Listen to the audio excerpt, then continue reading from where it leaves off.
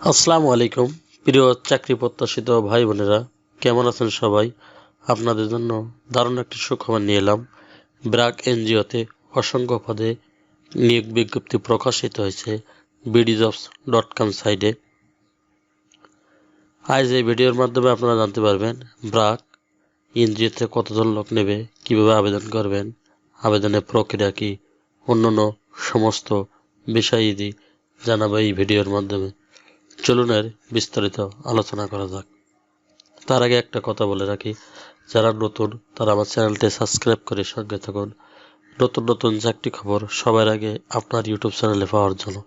আর যারা already subscribe করে রেখেছেন তাদেরকে অসংখ্য ধন্যবাদ। অসংখ্য পদে নিয়োগ বিজ্ঞপ্তি প্রকাশিত হয়েছে bdjobs.com সাইটে। এখানে দেখেন আপনারা project officer, agriculture and instructor, micro finance project staff পদে নিয়োগটি প্রকাশিত হয়েছে সম্পূর্ণ ইংরেজিতে। আজ আমরা এই ভিডিওতে এই নিয়োগটি বাংলায় কনভার্ট করে দেব আপনাদের বোঝানোর জন্য। আপনারা যারা ইংরেজিতে বুঝতে পারেন না নিয়োগপত্র, তাদের সুবিধার্থে এই ভিডিওটি বাংলায় কনভার্ট করা। আপনারা আবেদন করবেন, এখানে অ্যাপ্লাই নাও বাটনে ক্লিক করে সমস্ত তথ্য সাবমিট করে আবেদন করতে পারেন। চলুন তাহলে আমরা এর বিস্তারিত বাংলায় আলোচনা করি।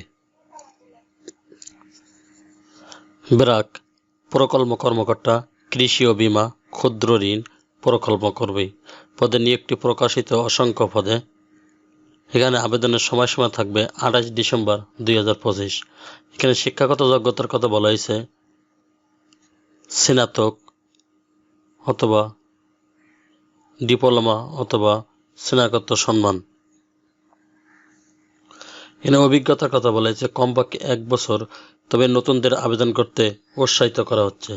এখানে অতিরিক্ত প্রয়োজনীয়তা কৃষি, প্রাণীবিদ্যা, বিজ্ঞান, মৎস্য, কৃষি, যান্ত্রিকরণ বা সংশ্লিষ্ট ক্ষেত্রে ডিপ্লোমা বা সংশ্লিষ্ট ডিগ্রিধারীদের অগ্রাধিকারযোগ্য। কৃষি, পশুপালন, হাঁস মুরগি, জলজ পালন, গ্রামীণ উন্নয়ন, উদ্যোগ সহায়তা, কৃষি যান্ত্রিকরণ বা গ্রাম স্তরে প্রকল্প বাস্তবায়নের অভিজ্ঞতা 1 বছরের জন্য অগ্রাধিকারযোগ্য। এই পদটি শুধুমাত্র বাংলাদেশের নাগরিকের জন্য উন্মুক্ত। নির্বাচিত প্রার্থীদের রেফারেন্স এবং ব্যাকগ্রাউন্ড চেকিং পরীক্ষার মধ্য দিয়ে যেতে হবে, যার মধ্যে পুলিশ ভেরিফিকেশন থাকতে পারে।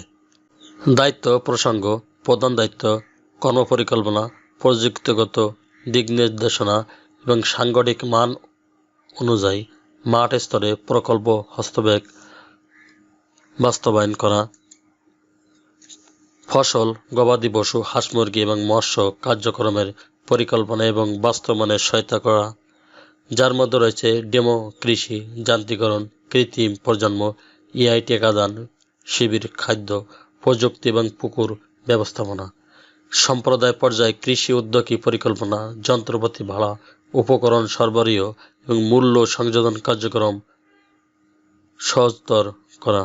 সকল হস্তক্ষেপের মান, পরিমাণ এবং সময় মতো বিভিন্ন পর্যবেক্ষণ করা এবং মাঠ পর্যায়ে কর্মকর্তাদের চ্যালেঞ্জ সমাধানে সহায়তা করা।